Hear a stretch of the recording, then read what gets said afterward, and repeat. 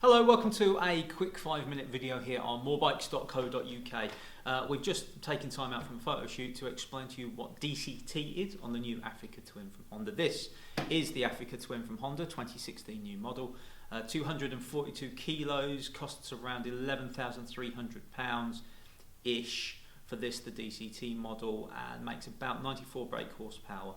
I hope that's alright, working off memory. You can click on the links on MoreBikes to find out the exact spec of this bike. But the reason we're here is to explain about DCT.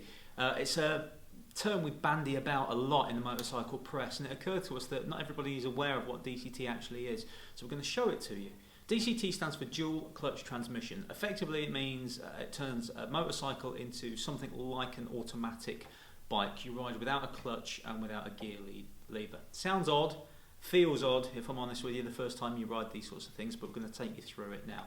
So if Gary, the cameraman, wants to come around here, I will take the camera off him while he pops onto the back of the bike. Whoop! There you go. So Gary's in position of the pillion now, which means we can talk you through the DCT. So these are the controls for a DCT Honda Africa Twin. What we're concerning ourselves about are some switches here and here on this side. This that looks like a raked out clutch lever with a massive reach we won't worry about, because that's for the parking brake. So you pull that down to put on the parking brake. Like I say, don't worry about that. That's just something that you get if you don't have a clutch on this model. It's quite handy as well, but not what we're talking about today. So 2 paddles here. This is a minus paddle down here, and at the front you can just about see it. There's a plus paddle there. So you can imagine as you're riding, if you want to select something, minus, plus, minus, plus, and that's the gear box effectively. So you go down a gear or up a gear as you see fit, down and up, down and up. So we come over to this side of the controls.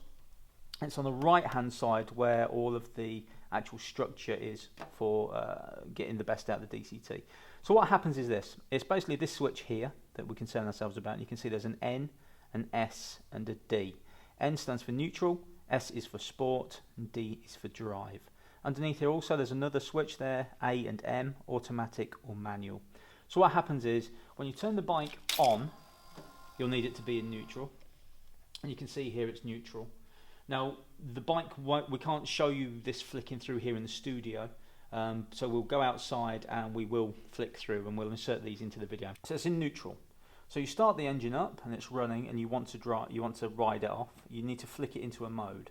So if you press the button this way to the left, you select D, which is drive, effectively like engaging first gear. Then you will just ride as normal. Now in drive and in automatic, the bike will take care of all the gear changes automatically, as the name would suggest. So you ride along at first, second, third, fourth, fifth. You know what motorcycle gears are. So we go through those. It's a predetermined rev for the change and the speed, predetermined by the factory. If you want things to get a little bit more fruity on the automatic box, you click this again and it puts you into sport mode. Now on the Africa Twin there are 3 sport modes, Sport 1, Sport 2, Sport 3, and they allow a bit more aggressive throttle, a bit more aggressive power delivery at key points. And if you want to come out of those back into a lesser sport mode, into whichever one you were in, so if you're in 3 you want to come into 2 or into 1, or you want to go back into D, then it's a simple case of just pressing this button as many times as you want to get back to where you want to go. Now you can do all of this while you're riding the bike. You can change this on the hoof, so to speak, and that's a really good thing about this system. Here, this button, automatic or manual, you can have it in auto, which is what we've just gone through. You press it and it goes into manual. Manual just means that you go back, if we come back over into this side, Gaz. So manual is there, and then you go down the gears or up the gears as you see fit. Now I won't lie to you, it takes a bit of getting used to DCT. The first couple of times you'll ride it, you'll still be going for a clutch lever and you'll still be trying to stab a brake.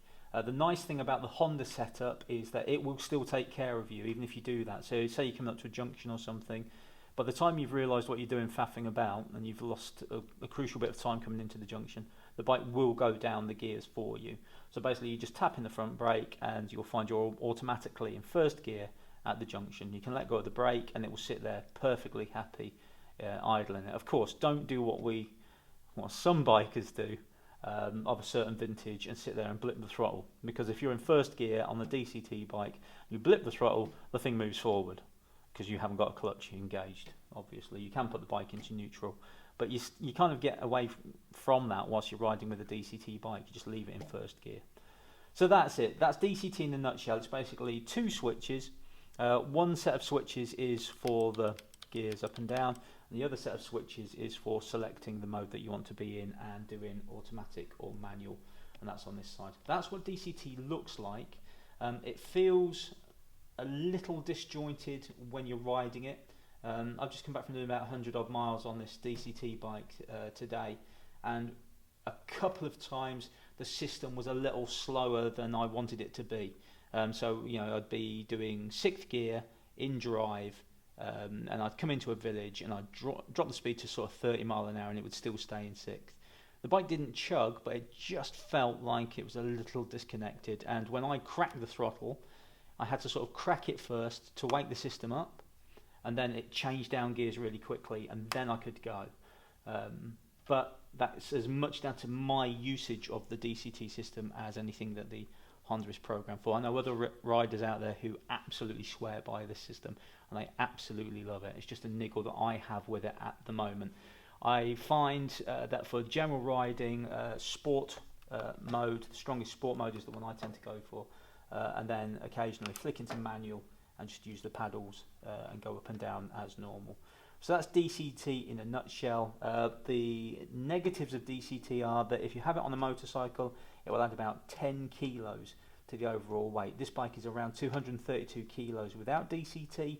With DCT, it's 242 kilos.